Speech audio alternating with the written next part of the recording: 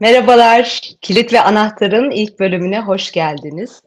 Bu program serimizde 20 yılı aşkın süredir Dr. Michael Lightman'la Kabala çalışan ve Türkiye'de uzun yıllardır Kabala bilgeliği eğitimi veren Sayın Mutlu Meydan'la hayatımızı etkileyen sorunlara kabalistik çerçeveden yanıtlar arayacağız. Ben Ezgi Yentürk, programı Utkan Devrim Zeyrek'le birlikte sunacağız. Merhaba Utkan. Merhaba Ezgi. Evet, hep birlikte hayatı ve kendimizi tanımaya ve bu hayatta ne yapmamız gerektiğini anlamaya çalışacağız. Bu ilk bölümümüzün konusu ülkemizi derinden sarsan deprem felaketinden hareketle doğal afetler olarak belirledik. Mutlu Meydan'dan bu sarsıcı olaylardan etkilenen hayatımıza ne olduğunu ve ne yapmamız gerektiğini anlatmasını isteyeceğiz. İzninle şimdi Mutlu Bey'i davet ediyorum. Hoş geldiniz arkadaşlar. Merhabalar. Merhaba. Evet, bu uzun soluklu olsun istediğimiz programda hayatlarımızda bizi zora sokan, sorgulasak bile cevap bulamadığımız sorulara eğilmek istiyoruz. Şuradan başlayalım. Tüm insanlığın kafası karışık. Yani hepimizle, ailemizle, iş hayatımızla, ilişkilerimizle, ekonomide, ya kısacası her şeyde sorunumuz var. Bir de yetmezmiş gibi ülkemiz zorlu bir süreçten geçiyor. Kişisel gündelik dertlerimize bir de tek başımıza çözemeyeceğimiz büyük sorunlar eklendi. Biliyoruz ki siz uzun yıllardır Kabala çalışırken kişisel tecrübelerinizle bazı cevaplar edindiniz. Kabala sahiden insanın bütün sorunlarına çare olabilir mi? Yani Kabala'nın buna önerdiği bir metot var mı? Nedir Kabala? Kabala nedir Kabala? Kabala, otantik Kabala'dan bahsediyoruz burada, yani gerçekten binlerce yıldır otantik temellere dayalı bir Kabala'dan. Çünkü internet üzerinde birçok şey bulabilirsiniz Kabala ilmiyle ilgili, ama otantik Kabala kişinin bu dünyada yaşarken üst bir bilinci edinebilmesinin ilmi. Ve dolayısıyla da insanın hayatını anlayabilmesi için içinde bulunduğu koşuldan bir üst seviyeye çıkması lazım. Bizler hiçbir zaman içinde bulunduğumuz seviyeden problemlerimizi çözemeyiz. Dolayısıyla hayatımızda üstümüze gelen tüm koşullar ve bize problem olan her şey, işin açıkçası, aynı seviyeden çözmeye çalıştığımız için çözüm bulamıyor. Çocuklarda olduğu gibi problemleri nasıl çözüyoruz? Anne ve babadan, yani yukarıdan aşağı doğru. Burada da kişi yeni bir seviyeye gelmesi lazım ve o seviyeye göre de ne yapmamız lazım? Aşağıyı incelememiz lazım. Ve akabinde hayatımızla ilgili bir şeyler öğrenebiliriz. Evet, yani aslında doğa ve insan arasındaki işleyişi anlamamızın bir metodu gibi anlıyorum Kabala'yı. Kesinlikle. Yani anlattıklarınız kulağa epey hoş geliyor ama bu yaşanan son depremler nedeniyle görüp hissettiklerimize de akıl sır erdiremiyoruz. Kabala bu kadar büyük acılara da bir çare öneriyor mu? Tabii ki, tabii ki. Şimdi bakın, esasen tüm problemlerin demeyeyim de, bakın, tüm acılarımızın esas sebebi başımıza tam olarak neden geldiğini anlayamıyoruz. Yani bilmiyoruz, tamam mı? Yani o yüzden en popüler soru ne? Neden ben? Çünkü başıma neler geldiğini, neden geldiğini bilmiyorum, anlamıyorum. Bu büyük bir problem. Küçük bir çocuk elini ütüye, sıcak ütüye dokunduğu zaman eli yanıyor, ağlıyor, ütüye kızıyor vesaire. Ama bir yetişkin dokunduğu zaman onun da canı yanıyor ama ağlamıyor. Sebep sonuç ilişkisini anlıyor çünkü. O yüzden esas ızdırabımız bu sebep sonuç ilişkisini anlamamak. Yani niye başımıza geldi? Yani olay tümüyle sebep sonuç ilişkisini çözememiş olmamız. Her insanın kesinlikle bilmesi gerektiği bir şey var. O da hayatın bir amacı olduğu. Her insan hayatın amacı olduğunu bilmeli ve yaşadığı her şey bu amaca doğru onu götürmek için olduğunu da anlamalı. Bunu anlamadığı sürece ızdıraptan ızdıraba, problemden probleme nesiller boyunca devam ederiz gitmeye. Ve hayatın şakası yok. Çünkü sebepsiz iş olmaz. O yüzden sebepsiz yaratılış da olmaz. O yüzden Kabala ilmi diyor ki insanın bir yaratılış amacı var. Bunu edinmediği sürece problem. Edindiği zaman akışla gidebilir. Şimdi bu söylediğinizden sanki şöyle bir şey çıkıyor. Bu sebep sonuç arasında insan sanki arada kalmış ve ikisiyle de savaşıyor gibi ve yenilmeye de mahkum olduğu bir savaş gibi. Hı hı. Çünkü akıl erdiremiyor dediğimiz gibi. Hı hı. Kanıtı şu, hatta insanlık kendi ürettiği teknolojinin en yüksek seviyesini yaşıyor ama 7.6 büyüklüğünde bir deprem ülkenin 11 ilini 40 saniyede adeta haritadan siliyor. Hı hı. 6 Şubat gecesi bu sabaha karşı yaşadığımız depremde biliyorsunuz 48 binden fazla yurttaşımız hayatını kaybetti. Belki de daha fazla. Ve bu hayatını kaybedenler arasında 6 binden fazla Suriyeli göçmen var. Ya teknik olarak insanın yaptığı hatalar kendi ölümüne yol açtı desek bile yine de insan bu kadar büyük bir kaybı hazmedemiyor. Hı hı. Sadece o bölgede yaşayanların da değil, tüm ülkenin bu ızdırabıyla canı yandı. Şimdi etrafımıza baktığımızda herkes öfkeli, herkes ümitsiz. İsyan etmemiz gereken şey doğa ve yasaları mı yoksa kendimize mi öfkeliyiz? Kime ve neye öfkelenmemiz gerekiyor? Öfkelenmemiz gereken şey cehaletimiz. Neden başkasına kızalım? Neden Yaradan'a kızalım? Niye? Niye oturup öğrenmiyorum? Hayatımın manası ne? Niye yaratıldım? Niye yaşıyorum?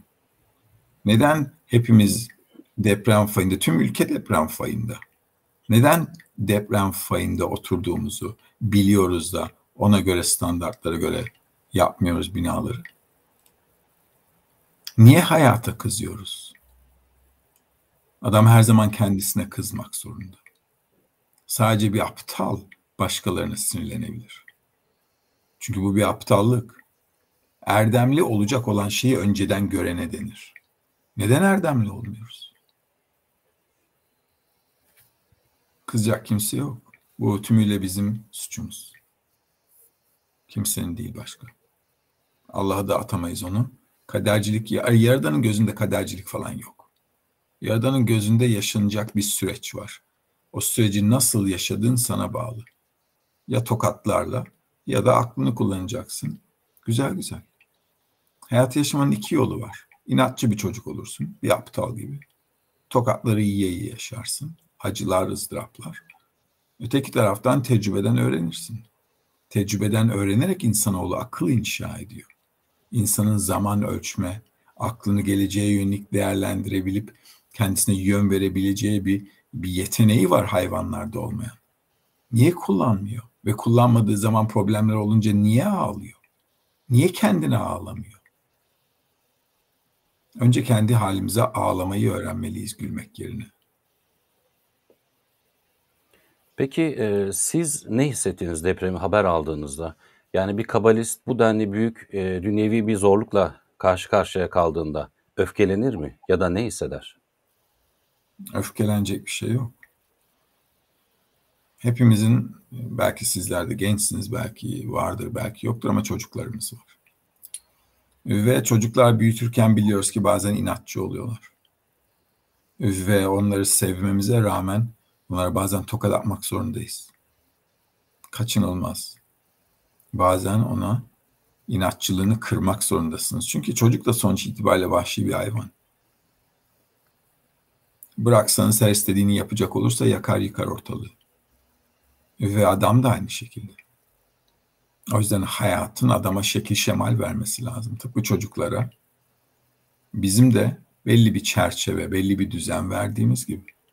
Ve ona tokat attığımız zaman da hoşumuza gittiği için atmıyoruz. Canımız yanıyor ama biliyor ki, yani biz biliyoruz en azından, o bilmese de bunu yapmak zorundayız. Çünkü elini sürekli prize götüremez.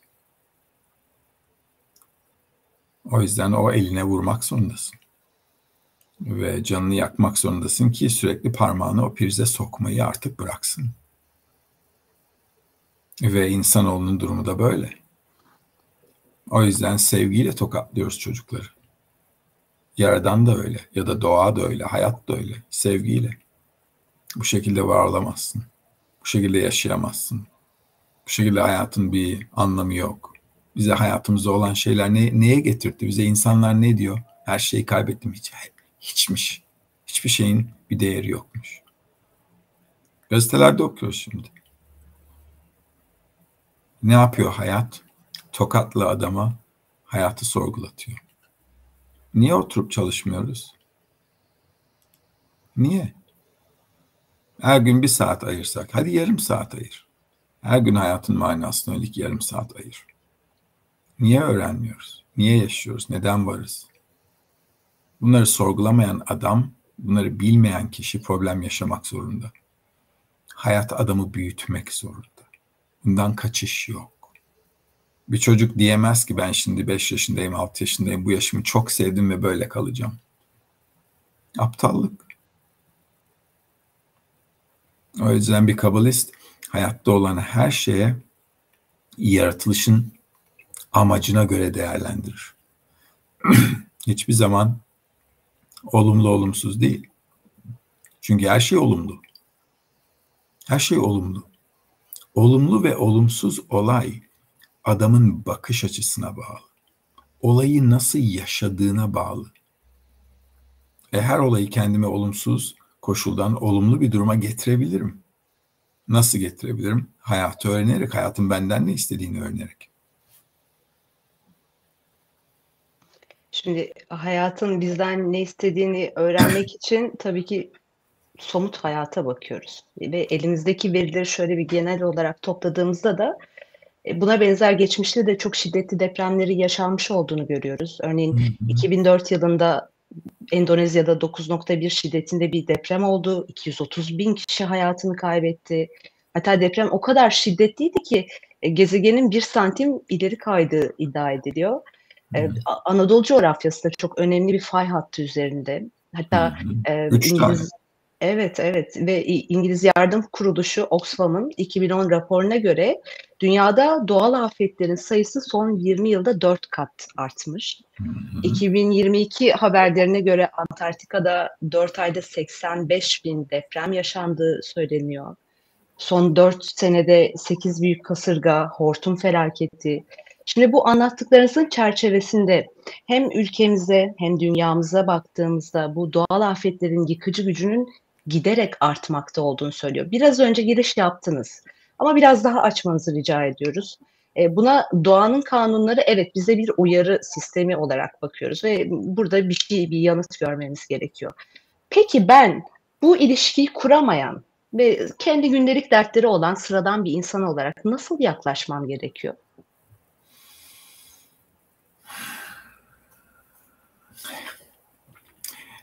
Bu soruyu soruyorsan öncelikle güzel. Çünkü bu başlangıç, yani hayata benim nasıl yaklaşmam gerekiyor. Ama bu başlı başına güzel bir soru.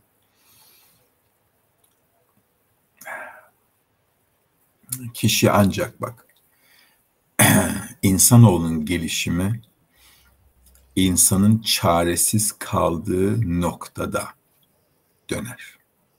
Tüm insanoğlunun tarihine bakarsan devrimlerdi, şuydu buydu, hayatımızda da kişisel devrimlerimiz falan her zaman son milimetreye, son saniyeye kadar dayanıyoruz. Izdırap tahammül edilemez noktaya gelince bir değişiklik yapıyoruz hayatımızda. Bu şekilde. O yüzden kişiden de kişi o noktaya gelene kadar bir şey bekleyemeyiz. Bekleyemeyiz. Adam sormaz. Adamın keyfi yerindeyse sormaz. Adamın tümüyle bir çıkmaza gelmesi lazım ki sorsun soruyu. Şimdi nasıl hayatımı doğru şekilde idame edebilirim? Hayata nasıl yaklaşabilirim? Bunu oturup çalışmamız lazım, öğrenmemiz lazım. Bu bir eğitim ve eğitim kelimesini herkes nefret ediyor. Ama hayatı öğrenmemiz lazım. Oturup öğrenmekten bahsediyorum. Gerçekten kitapları açıp çalışmaktan bahsediyorum. Bu tür sohbetlerle de bahsediyorum. Tüm doğal afetlerin hepsi değerlendirilirken hepimizin bir sistem içerisinde birbirimize bağlı ve bağımlı entegre bir sistem olduğumuzu anlayışımıza bağlı. İnsan kendisini doğadan ayrı bir varlık olarak sanıyor. Yanlış. Biz doğanın içerisinde doğanın parçası olan varlıklarız. Dolayısıyla kendimi ne kadar doğadan uzak, ayrı, yukarıda görürsem doğaya yaklaşımım o kadar bencilce. Çünkü doğamız zaten egoizm. Her şeyi kendimiz için, kendi hazzımız için yapmak istiyoruz. Hepimiz her şeyi kendi hazzımız için yapmak istersek bu başkalarını olumsuz şekilde etkileyeceği belli. Öyle değil mi? Tamam? Çünkü ben her zaman kendi hazzımı tatmin etmek istiyorum. Sen tatmin etmek istiyorsun. O tatmin istiyor. Herkes kendi hazzının peşinde koşarsa belli ki bir sürü insan kaybedecek bu oyunda.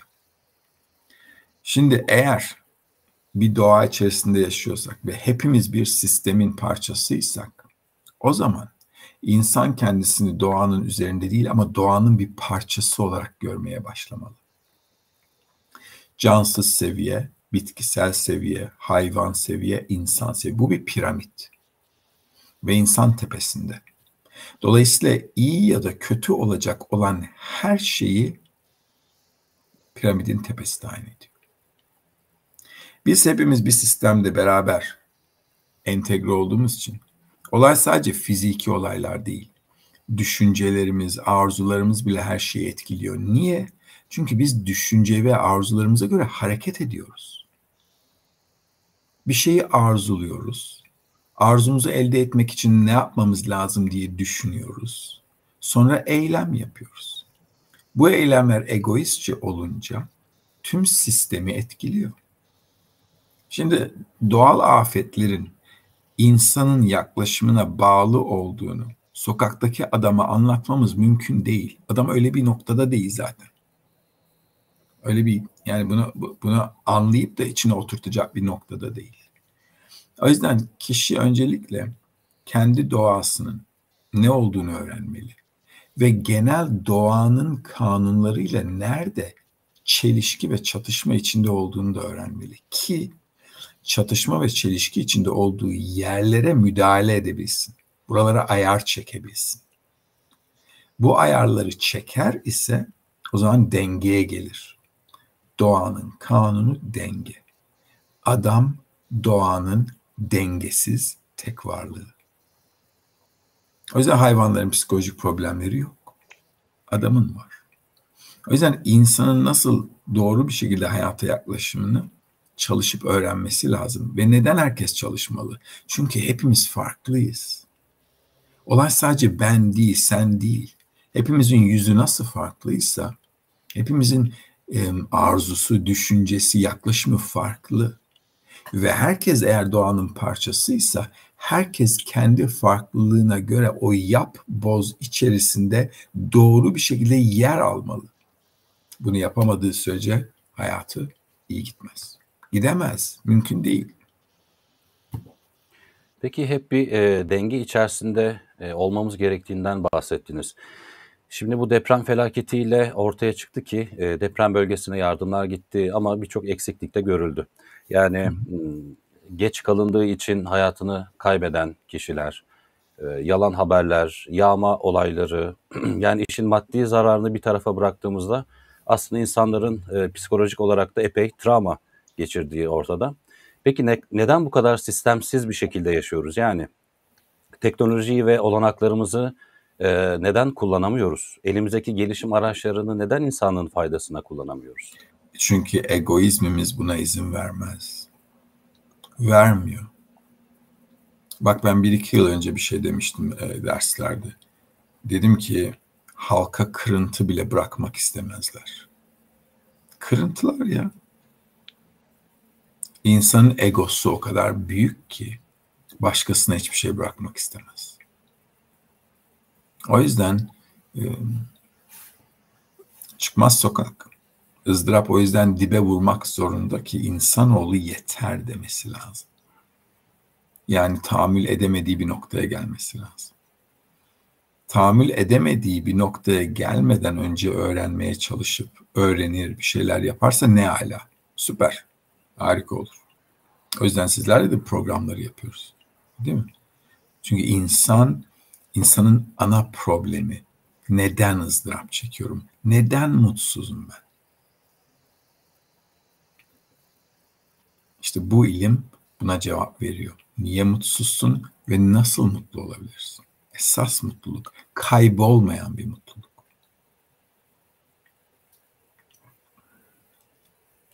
Biraz önce girdiğiniz, çok pardon. Buyurun, yani, devam edin. Doğal afetler o yüzden bitmez. Şimdi diyorsun ki istatistiklere göre giderek artıyor. Doğru, çünkü her nesilde insanoğlunun egoizmi daha fazla artar. Ne kadar egom artarsa insanla insan arasındaki ilişkiler o kadar bozuk. O yüzden boşanmalar arttı, toplumsal çatışmalar arttı, herkes birbirini yiyor. Kanserli bir beden gibiyiz. Kendi kendini yiyen bir kanserli bir vücut gibiyiz tüm insanoğlu olarak. Hal böyleyken tüm sistemi yukarıdan aşağı olumsuz etkiliyor. O yüzden doğal afetler insanla insan arasındaki ilişkinin dengesizliğinin sembolü. Bu yüzden biz hayatımızda da bireysel depremler yaşıyoruz. Hayatımızda zor anlar olmuyor mu? Hayatımızda içinde çıkamadığımız, çaresizlik içinde olduğumuz anlar hiç olmuyor mu kişisel hayatımızda? Bu da kişisel bir deprem. Bu kitlesel, bu kişisel ama aynı şey. Birini içimde yaşıyorum, ötekisini de içimde yaşıyorum esasen. Niye? Çünkü dışsal bir olay bana içimde çok kötü hisler oluşturuyor. Biri bireysel, biri toplumsal. Açıklaması biraz zor bunun. Yani doğal afetlerin insanla insan arasındaki ilişkinin dengesine bağlı olduğunu anlatmak çok zor. Burada tam az önce giriş yaptığınız konuyla ilgili bir notum var. Sizin de öğretmeniniz olan Dr. Michael Deitman'ın Doğanın Kanunları ile Bütünleşme kitabından bir alıntı not almıştım ki siz az önce girdiniz buna. Cansız, bitkisel, hayvansal ve insan doğasını incelediğimizde kanunlar buluruz. Bu kanunlara göre ilerleriz ve bunları doğa diye adlandırırız. Biz doğanın bir parçasıyız, dışında değiliz. Doğanın evriminin sonucuyuz. Şimdi biraz önce tam da giriş yaptığınız noktaydı bu. Bize doğada olan bu seviyeleri ve insanın bu seviyelerle olan ilişkisini kabalistik yaklaşıma göre açıklayabilir misiniz? Şimdi göldeki bir damla suyla göl aynı su. O yüzden birey, toplum, ülke, tüm dünya esasen aynı şey. Sadece boyları biraz küçük. Tıpkı bir yeni doğmuş bir bebek gibi. O da doğduğu zaman sağlıklı doğduysa tüm bedeniyle, tüm organlarıyla bir yetişkindeki her şeyle doğuyor. Ve o koşuldan büyüyor. O yüzden küçük bir insan ve büyük bir insana baktığınız zaman aynı şeylere sahipler ama birisinde akıl, tecrübe, erdemlik var. Ötekisi daha henüz bunlara sahip değil. Ama konsept olarak aynı şeyler. Şimdi bizler de burada doğanın bir parçası olduğumuzu anlamak zorundayız. Bunun içinde yaşıyoruz yani, dışında değil. Ve en gelişmiş safa olarak da dengeyi bilinçli bir şekilde oturtması gereken biziz. Çünkü bizleri insan yapan şey bir hayvan, bir bitki, bir cansız seviye gibi içgüdüsel olarak var olmak değil. İçgüdümüzün üzerinde yeni bir koşul inşa etmek için varız. Hal böyleyken cansız, bitkisel, hayvansal koşullar içimizde de var. Kemiklerimiz cansız, bak saçlarımız, tırnaklarımız uzuyor, bitkisel seviye. Etimiz hayvansal seviye, insan seviyesi düşüncemiz, arzularımız, niyetimiz, içimizde olan şeyler. Hayatta da problemler yaşıyoruz. Bak, cansız seviye depremler. En alt problem. Cansız seviye olan depremler, seller, bunlar en minimal problemler. Bir de en minimal problemlerimiz böyleyse bir düşünelim. Acaba bitkisel seviyede bir problem yaşarsak nasıl daha kötü olabilir? Çünkü bitkisel seviye daha üst bir seviye. Hayvansal seviyede bir afet yaşarsak acaba nasıl sonuçlar yaşayabiliriz? Çünkü daha üst bir seviye, öyle değil mi? O yüzden hayatın bize şimdiki tokatları acı gelse de bunlar daha en ilkel, en alt tabaka tokatlar. Peki, şimdi aslında baktığımızda geçmişten bugüne hep aynı şeylerle karşı karşıya kalıyoruz. Felaketler gerçekleşiyor, felaketler bitiyor. Üzülme evresi, sonra farklı evreler, sonra tekrar başımıza felaketler geliyor. Ve biz bunlardan hiçbir şekilde ders çıkartmıyoruz. Neden ders çıkartmıyoruz? Çıkartamazsın bak. İnsanoğlu kaç bin yıldan beri savaşıyor. Neden savaşlardan bir ders çıkartamadı? Çünkü bir sonraki nesil hiçbir zaman önceki savaşı hissetmiyor. Sanıyor ki farklı olacak, başaracak, şöyle olacak, böyle olacak. Almanya'yı düşün. Birinci Dünya Savaşı'ndan çıkıyorsun. Tokatlanmışsın, yenilmişsin. Ne? 30 yıl sonra yine aynı maceraya giriyorsun. Yine aynı maceraya giriyorsun. Niye? Çünkü egoizm farklı bir seviyede. İnsanoğlu hiçbir zaman aynı yerde saymaz. Giderek artan bir ego var. Daha iyi olacak, daha iyi yapacağız, kazanacağız, edeceğiz. Öyle bir arzusu var. O yüzden sürekli aynı şeylerden tokatlanıyor. Ama aynı diyemeyiz. Çünkü daha önceki egosu daha küçüktü. Şimdiki egosu daha fazla. Tokadın ızdırabı da daha fazla olacak.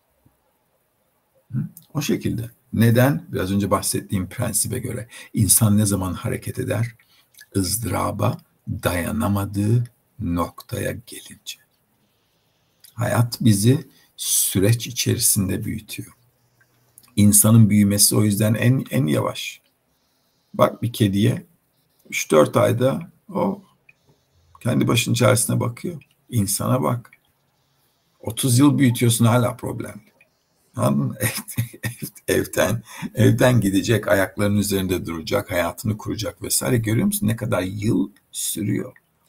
Çünkü gelişmemiz o denli uzun. Neden? Çünkü edinmemiz gereken şey o denli yüce. O yüzden ne kadar yavaş bir gelişimimiz var, o denli derin, kapsamlı, yüce bir sonuç olacak. Biz başka şehirlerde orada yaşanan felaketi uzaktan medya kanallarından öğreniyoruz ve tüm bu yaşananlar sanki bize ait bir parçayı etkilemiyormuş gibi kopuk hissediyoruz. İşte çok şükür benim başıma gelmedi, sevdiklerimin başına gelmedi gibi bir düşünce geçiyor kişinin içinden. Oysa Lightman'ın ve sizin de az önce bahsettiğiniz üzere doğaya dahil tüm parçalar birbirini bir şekilde etkiliyor ve bir dahiliyet içerisinde. Her ne kadar insan toplumu bunun farkında olmasa da, bu derin bağın farkında olmasa da. Şimdi toplum olarak duyarsızlık, bahaneler bizi de cansız seviyede tutup hareket etmemizi engelliyor olabilir mi? Yani öğrenmememizin sebebi değişime olan direncimiz olabilir mi? Öğrenmememizin sebebi yeterince ızdıraba gelmediğimiz. İnsanoğlu maalesef daha o sınıra gelmedi. Yavaş yavaş getirecek hayat. Önceden öğrenmekte o yüzden fayda var. Özellikle de bu programları yapıyorum. Özellikle de yıllardan beri öğretiyorum. Çünkü hayatın insana yönelik bir acıması yok. Hayat bir plan, bir program. İnsanı götürmek istediği bir yer var. Ve bu plandan taviz vermeyecek. Yukarıda Noel Baba gibi birisi bize bakıp da bizi öyle düşünmüyor. İşleyen net bir sistem var. Entegre olursak akışta gideriz. Olmazsak ızdırapla gideriz.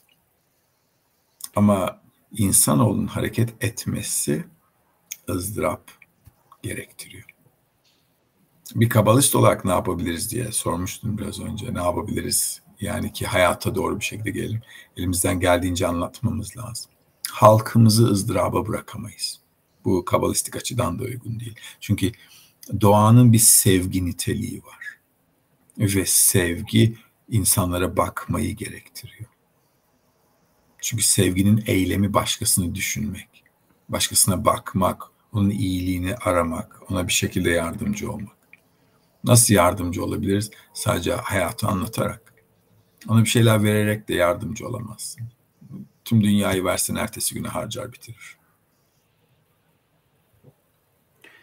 Peki programın başında yani oradaki insanlar her şeyini kaybettiler ve aslında hiçbir şeyin de önemli olmadığı durumuna geldiklerinden bahsetmiştiniz.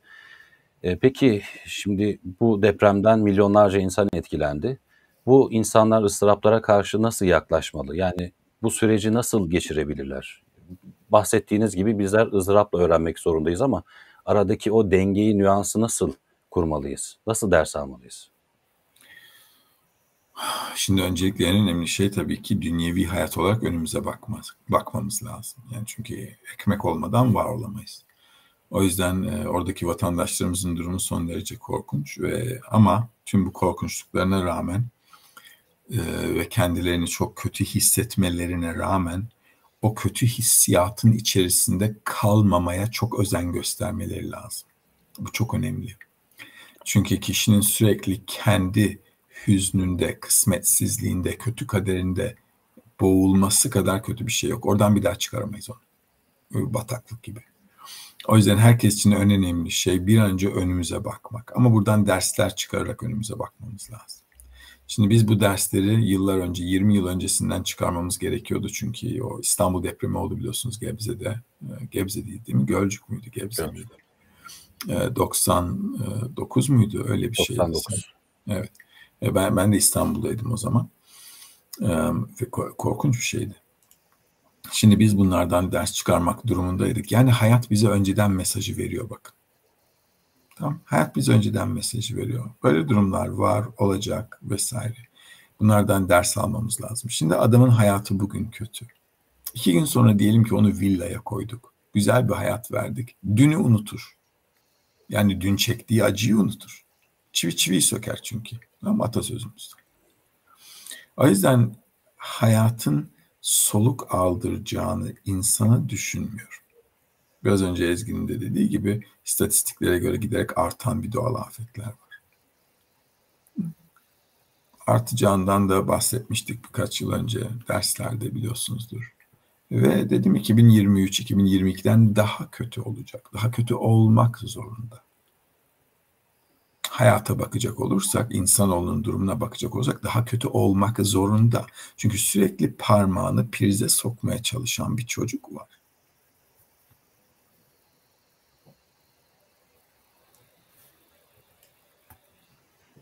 Bu parmağını prize sokmaya çalışan çocuğun piramidin en tepesinde olması biraz talihsizlik mi acaba? Talihsizlik değil. Tam tersine büyük bir talih. Büyük bir talih. Çünkü kişi ızdırapla yumuşar. Kişi ızdırapla düşünecek zaman bulur. O yüzden insan ızdırap çektiği zaman konuyu değerlendirebilecek, muhakeme yapabilecek bir akla sahip. Hayvanda yok, bitkide yok, cansızda yok. ızdırap adam için gerekli bir gelişim aracı. Ama ızdırabı bu denli yaşamak zorunda değil. Bu denli yaşamak zorunda değil. Kaderi aynı insanlar yaşıyor. Bazılarının binaları yıkılıyor, bazıları yıkılmıyor. Öyle değil mi? Ama aynı kaderi yaşadılar. Bakın bu çok net. İnsanda da, gelişimimizde de aynı şekilde. Aynı kaderi yaşayabiliriz ama bilincimize, anlayışımıza ve geleceğe yönelik yapabileceğimiz tecrübeden hesaplara göre yaşarsak ızdırap çekmek zorunda değiliz. Evim yıkılmaz, tekrar evime girerim ertesi gün. Sıkıntı yok. Deprem oldu, iyi. Uykumuzdan olduk biraz, o kadar. Ve çok ilginç bir durum daha var. Yine bu ızdırap içindeyken fark ettiğimiz bir şey var ki o da bu koşul içindeyken kişinin ihtiyaçları da aniden azalıyor. Ve hatta sadece o an içerisinde en gerekli olanlar kalıyor. Yani günlük yaşamda lüks sayılabilecek dertlerimiz bir anda sıfırlanıyor. Bu çok ilginç bir durum. Genel anlamda ihtiyaçlarımızı gözden geçirmemiz için bir çağrı olabilir mi bu? Yani gerçek günlük ihtiyaçlarımızı belirleyebilmemiz için her zaman acı çekme koşulunda olmak zorunda değiliz gibi. Ne diyorsunuz? ızdırap her zaman olmak zorunda. Adam başka türlü bir üst basamağa çıkamaz. İnsan doğası çok net. Rahata çabuk alışır. Rahata alışan adam ilerlemez. İlerleyemez. Doğa kanunu. O yüzden Kabalistlerin güzel bir lafı var. Allah sevdiğini çok tokatlar derler. Yani adamı rahat bırakmaz. Ve bu güzel bir şey. Adamı sürekli düşünecek. Niye ben ne yaptım, ne ettim diyecek bir durumu var. Can derdindeyken lüksleri düşünemem. Bu Covid virüsü de biliyorsunuz 3 yıllık süreçten geçirdi tüm insanoğlunu. Hepimize çok büyük iyilik yaptı. Çünkü hepimiz hayatımızı değerlendirdik. Evde tıkılı kaldık. Niçin yaşıyoruz ki? Ne yapıyoruz ki? Bak şimdi birçok genç çalışmak istemiyor. Niye çalışayım ki diyor. Niye çalışayım? Annem babam gibi mi olacağım? Bakıyor onların haline. Bütün ömürleri boyu çalışmışlar. Ne var elde? Emeklilik var, maaşı varsa var, o kadar. O kadar. O yüzden bir genç için çok güzel bir dönem. Yani annesine babasına bakıyor, hayatına bakıyor. Covid'di, depremdi, şuydu bu diyor. Niye koşuyorum ben diyor. Ne için yani? O yüzden hayat bizi böyle yoğuruyor. Yoğuruyor, yumuşatıyor. Gönül ister ki biraz hamamda gibi yoğursun. Ama eli ağır, katı.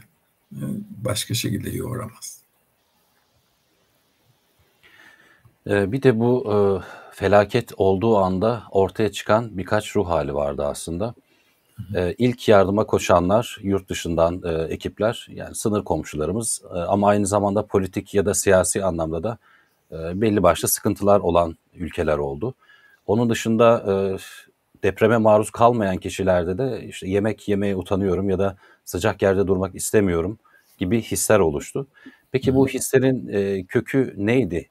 Yani bu birliğin oluşması için illa çok büyük acılar mı yaşamamız gerekiyor? Ve Evet, çok güzel. sonrasında da hemen ayrılıklar oluyor. Bir süre geçtikten sonra da hemen tekrar kutuplaşmaya dönüyoruz. Neden? Çok çok güzel bir soru. İnsanoğlu gerçekten birbirine bir şekilde göbekten hissedemediği bir şekilde birbirine bağlı ve bağımlı. Ve kötü bir olay, eğer biraz gelişmiş bir insansa özellikle, kötü bir olay düşmanında bile olsa içinde yani cız ettiği bir nokta oluyor. O yüzden kötü ilişkilerimiz olan, anlaşamadığımız ülkelerden bile yani insan kendisini başkasının ızdırabında görünce kötü hissediyor.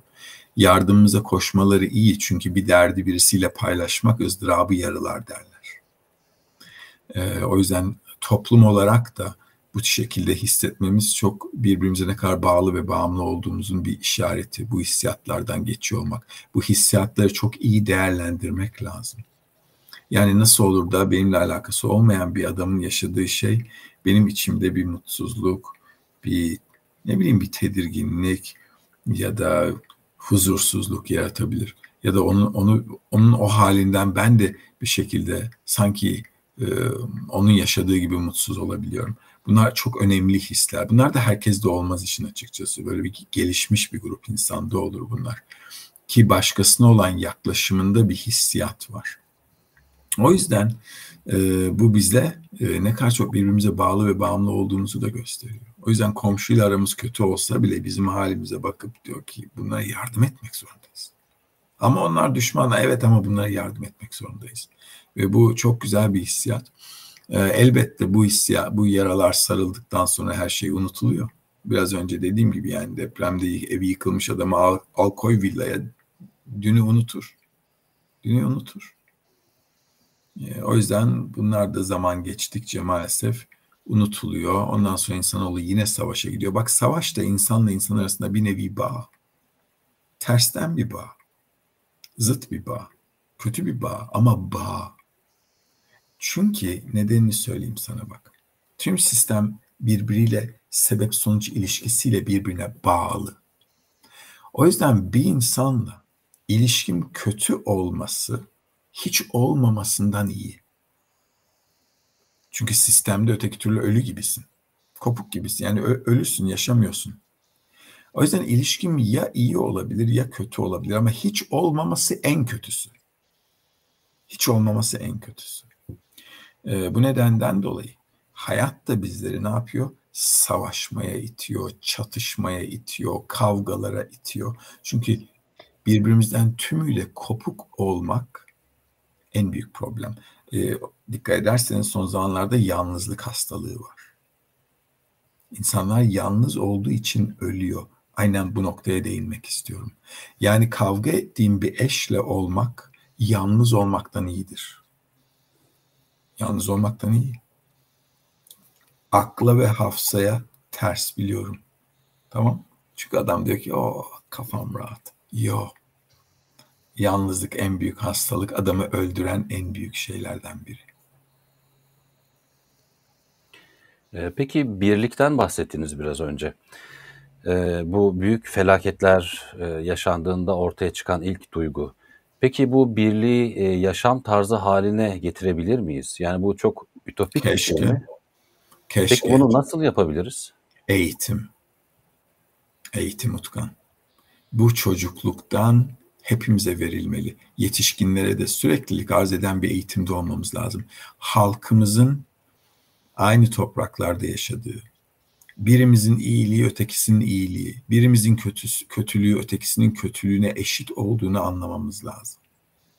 Bu ancak eğitimle olur. Hepimizin bir toplum, bir ulus, hepimizin birbirine göbekten bağlı olduğunu, herkesin herkese sorumlu olduğunu ve ancak bu şekilde mutlu olabileceğimizin eğitimini çocukluktan böyle anaokuluna gireceğiz. Bu sınıfta 20 kişisiniz. Hepiniz birbirinize bağlısınız. Tüm oyunları, tüm öğretileri, tüm aktiviteleri hepsi birbirini nasıl tamamlayacağına yönelik olması lazım. Her çocuk diğer çocuktan sorumlu gibi. Ona kötü bir şey yapamam, ona vuramam, onunla beraber olmam lazım. Yani yapılan her şeyle onları bir araya uyum içinde, ahenk içinde birbirini tamamlayan, rakip değil, birbirini tamamlayan insanların olduğu ve olması gerektiği eğitimi verilmesi lazım. O zaman toplum uçar. Peki bunu kimler yapacak? Bu eğitimi? Bu işi bilen adamlar. O yüzden kendinizi eğitin. Muazzam açıkladınız gerçekten ve tam olarak da bu eğitimin sonunda bir tablo çıkıyor karşımıza ve biz şimdi elimize bir fırça alsak ve her şeyin sonunda bu karanlığın böyle aydınlığa dönüştüğü bir yerde içimizde ümidi uyandıracak kabalistik bir bakış açısıyla bir tablo çizsek, bu nasıl bir toplum resmi oluştururdu? Sonsuz haz. Öyle bir dünya düşün ki bak bu bir ütopya değil. Bu bir anlayışa gelme. Tamam. Eğer ben bir ailedeysem ve ailenin bana bağımlı olduğunu, ben de onlara bağımlı olduğumu anlıyor isem, aynı anlayışı topluma yönelik de gerçekleştirebilirim.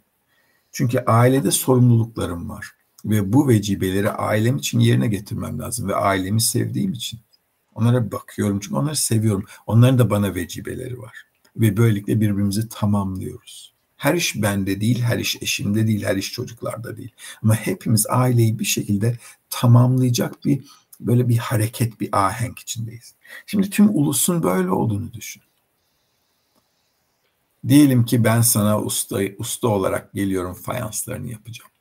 Ve düşünüyorum ki en iyi şekilde yapmam lazım bu işi. Bu işi en iyi şekilde yapmam lazım. Niye? Çünkü biz bir halkız. Biz bir ulusuz. Şimdi sen bana bir iş için geliyorsun, diyorsun ki en iyisini yapmam lazım. Niye? Çünkü birbirimize bağlı ve bağımlıyız. Çiftçi öyle düşünüyor. Ne bileyim kamyon şoförü öyle düşünüyor. Çöpçü yeri temizlerken öyle düşünüyor. Mühendis öyle, politikacı öyle, öğretmen öyle, doktor öyle, avukat öyle. Baktık ki herkes başkası için yapabileceğinin en iyisini düşünüyor. Kendisini değil, onun için en iyisini. O zaman kendini düşünmek zorunda da değilim. Çünkü görüyorum ki herkes beni düşünüyor. Ben o zaman zoraki olarak da onları düşünüyorum. Bu eğitim meselesi, bu ütopik bir şey değil. Hiç kimse bu olmaz, ütopik, bu bir hayal demesin. Alakası yok. Çocukları yıllarca rekabetçi, birbirini yiyecek şekilde yetiştirdik. Yetiştirelim şimdi bir bakalım. Birbirlerini sevmek, tamamlamak, birbirleri için herkes iyi bir şey yaparsa toplumun nasıl mutlu olacağını, huzurlu olacağını, bunları anlatarak bir büyütelim, bir görelim. Öyle değil mi? Bir deney yapalım. Ütopik mi değil mi? Çünkü eğitim insanı değiştirebilen bir şey. Hayvanlarda da var eğitim. Bitkilerde bile var. Tüm sistem bir öncekilerden öğrenmeye yönelik. Tüm bitkiler bile bir ormanda birbiriyle bağ içerisinde. Birbirlerini hissediyorlar. Hasta bir ağacı diğer etraftaki bitkiler ona yardım ederek iyileştirebiliyor. Biz öyle bir sistem içerisindeyiz. Tek bozuk adam. Ama bozuk kalmak zorunda olmayan da adam. Bunu bilinçli yapmak zorunda olan da adam. Bu şekilde kendisini bilinçli bir şekilde yükselttiği zaman kendisini esas o zaman kendisini doğasının üzerine çıkarıyor. Bambaşka bir realite ediniyor. Hayata bakış açısı bambaşka oluyor. İçinde muazzam bir sükunet oluyor çünkü sistemi okuyorsunuz. Ve insanların buraya gelmesi lazım. Bu noktaya gelmesi lazım ve bu sadece eğitim. Yapalım bir kıyas. Bir grup öğrenciyi öyle büyütelim. Bir grup öğrenciyi her zamanki gibi büyütelim. Bakın okulda kim daha başarılı oluyor. Birbirine denemeye değer diyelim. Aynen. Yapın ikisini. Her şeyin deneyini yapıyorlar şimdi. Koyun iki okulu yan yana. Sizler bu şekilde büyüteceksiniz. Sizler de her zamanki gibi. Bakalım sizden ne olacak, sizden ne olacak.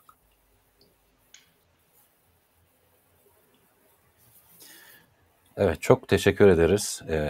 Programda gerçekten çok güzel bir şekilde geçti. Artık sonuna doğru geliyoruz. Son olarak eklemek istediğiniz bir şeyler var mı? Evet, hepimizin mutluluğu hayatımızın anlamını bilmesine bağlı. Ve bu yolda adımlar atmasına. Öyle boş fantazilerle, hayallerle, olumlu düşünmekle, pozitif olmakla, şununla bununla hayat pozitif gitmez.